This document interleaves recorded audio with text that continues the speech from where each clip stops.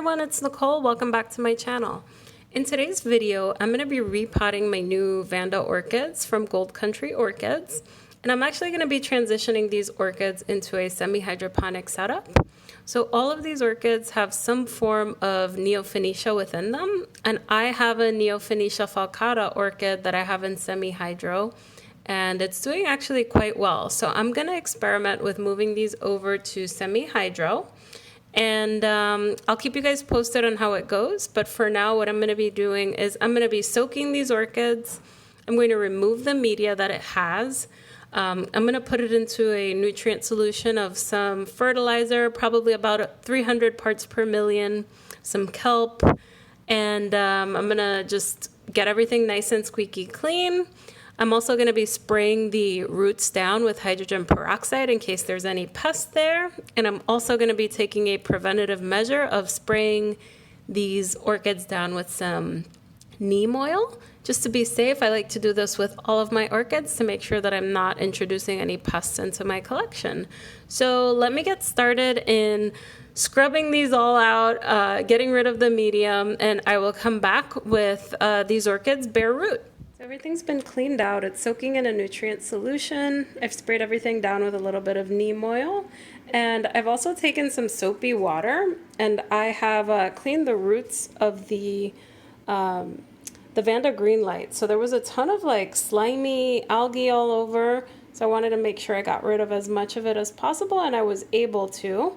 And then I rinsed off the root system as well. So I'm going to let this soak here, and I'm going to spray everything down with hydrogen peroxide when we're all done, just in case. Just want to make sure there's no other pests or eggs lying around, just to be safe. And then in the meantime, let me show you my other Neofinetias in semi-hydro so you can see how they're doing. All right, so here's my Neofinetia falcata in the front, and in the back is my Ascofinetia Cherry Blossom. So I transitioned these over into semi-hydro back in mid-October, and they're starting to grow. Let me take you a little bit closer. So basically my Neofinetia falcata, I potted it in here, and it's starting to throw out some new roots. Some of the new fans are growing. Let me see if I could amp the light up just a little bit for you guys. But basically, we're starting to see some fans grow a little bit. I find that this is a slow grower. When I transitioned this, I was very worried about root die-off. We did see some roots die off that were at the very top, but I was very surprised to see that the original root system actually survived the transition. So this is a frosted pot. Let me see if I can get a better view for you guys. This is in pure LECA. This is the original root system. It has not died yet. Anything under the LECA has actually been okay from what I can see from here. And then we've got some new root tips going down. You can see right over here. So, I mean, I think this is a good grow method for this Neofinetia. Only time will tell the long-term success, but I'm giving it a go. I'm very excited that none of these have died off, which is why I'm trying this experiment with some of my other orchids. And I've also noticed that some of the leaves have been growing a little bit more. I'll link the video down below so you could see when I repotted this orchid, so you can compare and contrast what it looked like before and what it looks like now. Now, my Ascofinetia Cherry Blossom is a different story. So this orchid definitely struggled with the transition to semi-hydro in that all of its roots died off, all of the roots that were in here. I know this was going to be the case. I just assume whenever I'm transitioning into semi-hydro that some roots are going to die off. It's not the case all the time, but it's common. Now, what's happening now is I ended up taking it out about a month ago, cutting off those old roots, and then seeing the new roots. There's new root tips that are emerging from the base of the orchid, which is great. So we've got a new root system coming in, but definitely just being real, this orchid is pretty stressed with this transition. So I'm going to be very mindful of it. I do spray these down in the morning. I think this is the sort of thing where semi-hydro is not for everyone. It's not for the faint of heart. If we look at this, there's really no roots in here yet, but we've got new root system emerging. So it's one of those systems where long-term it's supposed to make your life easier, and I'm doing this now because when I get back to work, I travel a lot, so I need to make sure that all of my orchids are easier to take care of and I could leave a water reservoir and everything will be okay. But in the very beginning, we're gonna have some edge cases like this Ascofinetia Cherry Blossom, where the bottom leaves aren't too happy and we've lost some of that root system. So I wanted to share this with context into why I'm trying. The Neofinetia I am very surprised about. Almost all of the roots stayed alive with the exception of a few on top. This one, all of the roots died off. So let's see how these other Vandas do. I'm confident that they'll throw out new root systems and grow into the medium, but it wouldn't surprise me if there's die-off. Back to the repot. Everything has been soaking for about half an hour, so I think we're good to go here. I've got my self-watering pots here with a wick that goes up, and then I've got my LECA here, which I've boiled for half an hour about this morning. It's been soaking in water, but I rinsed it a couple of times, and I've also added some lava rock, as you can see some of the larger pieces. And I'm adding lava rock just to experiment to see how it does with these Vandaceous orchids. I've got a ratio of probably 1 part lava rock and 5 parts LECA. So we can get started. So we'll get started with the Repotting Sunrise Praisong. This one had a very nice root system. Very few roots were dead, so I think this will do well. It's got a lot of new roots that are growing. So what I'm going to do is I'm going to take my self-watering pot with my wick that I'm going to bring all the way up to get a little bit of more moisture in, and I'm going to start filling it up with a little bit of LECA and lava rock. So we'll just add a little layer to it to begin, and then we can fill around. So we've got our lava rock and LECA in here, and this one should be quite easy. I think we'll just be able to plop it in. Make sure you guys can see well. Excited to see what this orchid will end up looking like.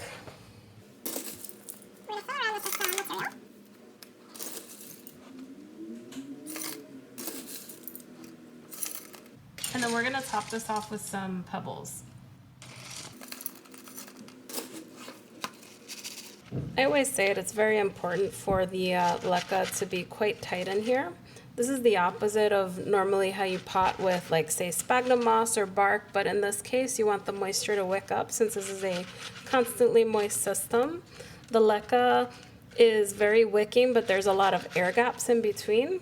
And my hope is that the lava rock will add a little bit more shape and more texture to everything else so that there's more air gaps.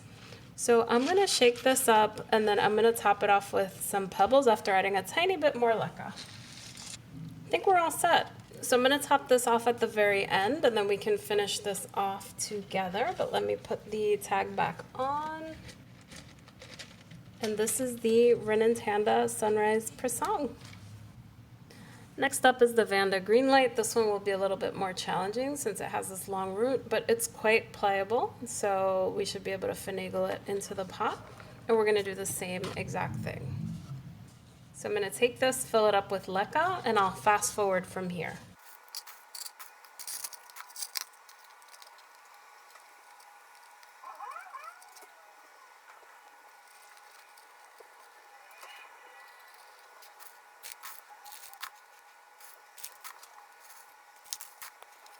So I'm going to adjust this and make sure that it is pretty much tight in this pot with the materials in the bottom.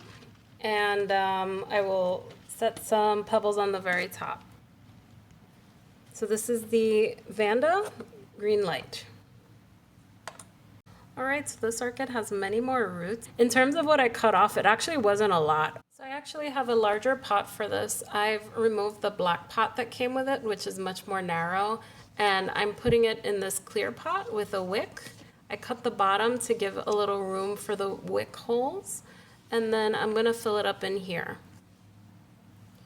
So we'll start with a layer of LECA at the bottom, and then we'll add our orchid to the mix.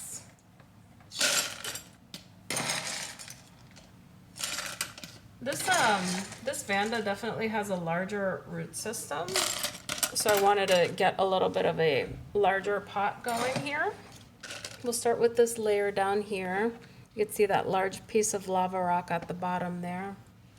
And I think with this sort of mixture of LECA and LECA and lava rock, I just have to be really careful with the roots because LECA can be smoother than lava rock. Lava rock is much more jagged. I think this pot is perfect. The roots can go down nicely, but there's room for them. So I just have to be really careful. There's a sort of like a new growth coming here. You can see it over here. Let me brighten that up. There's a new growth down here. So maybe I stop the LECA right there. We'll see. But let me start filling around with that, with the material.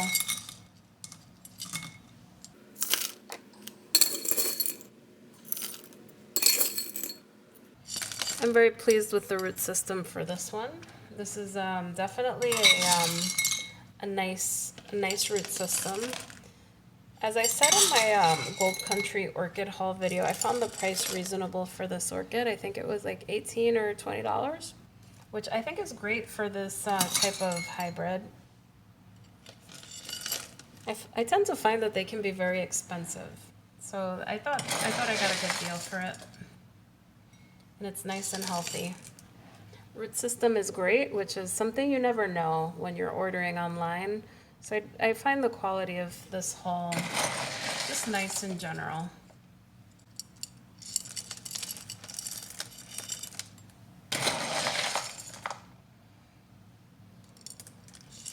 So as you guys saw, my Neofinetia falcata is doing fine in Semi Hydro. The new roots are coming down. Obviously the true proof on the efficacy of this grow method is going to be if I'm able to get the orchid to bloom. But I'm very hopeful. This orchid is 75% Neofinetia falcata, so I don't think I'll have too many issues with the roots, but I'll keep you guys updated as I am monitoring the growth of this orchid and making sure that things are okay. I'll let you know if the roots die off or if everything is growing nicely, just staying constantly moist. The other orchid that I had, the other Neofinetia orchid I had, it was actually in bark just like this one, so I was very surprised to see that those orchids survived. But as you guys saw from my Ascofinetia falcata, those roots died. So I mean, I think it depends on the orchid itself, how it was grown, how you take care of it. I'm personally going to be keeping this orchid on a heat mat so I could give it the best chance to succeed. And then once I see that it's transitioning well, then I'll move it off that heat mat. So we've got that growth on the bottom there. As you can see, I'm like conflicted on whether I should raise this up a little bit. Maybe I should. Yeah, I'll raise it up a little bit. There we go. And I want to make sure that we're filling in the gaps with all of the LECA. Despite this being a grow method that is packed quite tightly, it's still a very airy mixture. And my hope, as I said, is that the lava rock is going to provide more aeration overall. So let's take a look here. It looks like things are quite tight. The wick is high, so there should be more moisture. I do want to get more LECA here, so I'm going to just tighten this up a little bit, shake it around, and then I will come back with a top layer of pebbles. So all three of my Vandaceous orchids have been transitioned into a self-watering LECA and lava rock setup. They're all set up with a wick inside that can wick the moisture up to the top. This mixture it'll be an always moist system, but it will be a very airy system just because it has the large pieces of lava rock in there as well as the LECA, which can't compact too tightly to begin with. In terms of how I'm going to care for these orchids, generally it's not advised to repot these orchids in the winter. However, I grow all of my orchids on shelves very closely, and I want to make sure that I just repot right away so that there's no pests. If I have orchids with pests, they tend to spread. So I just wanted to get this out of the way quickly. And how I'm going to take care of them is I'm going to make sure that they are on heat mats until I see that they've started adapting to the setup, till they started growing new roots and so on and so forth. So I'm going to grow them under lights. These, to my understanding, don't have as high light requirements as some of the other Vandaceous orchids, since they all have some Neofinetia in them, which doesn't require as much. And I had these on my grow lights just for a few days. Some of my not so strong grow lights. Let me see if I could show you. And I already started seeing some purple spotting, which makes me think that the light was quite strong for this. So I think it'll be just fine under lights. And these are some smaller Vandas that are easier to grow than some of the larger Vandaceous orchids. So I say, if you're looking to grow Vandas indoors, you don't live in a climate like Florida, which I envy that you can grow a lot of these Vandas outdoors. These miniature Vandas are perfect for your grow shelves. I hope this video was useful. If you like this video, give it a like and subscribe to my channel for more orchid content. I do post regular updates, so in the next couple of months, you guys are going to see the transition of these orchids, how they do. I do show if there's success with these orchids or failure. I do share everything, so if one of these orchids dies, I'm going to let you know. So do subscribe to follow along with my transition for these Vandaceous orchids. Thank you guys so much for watching, and I'll talk to you guys soon. Bye!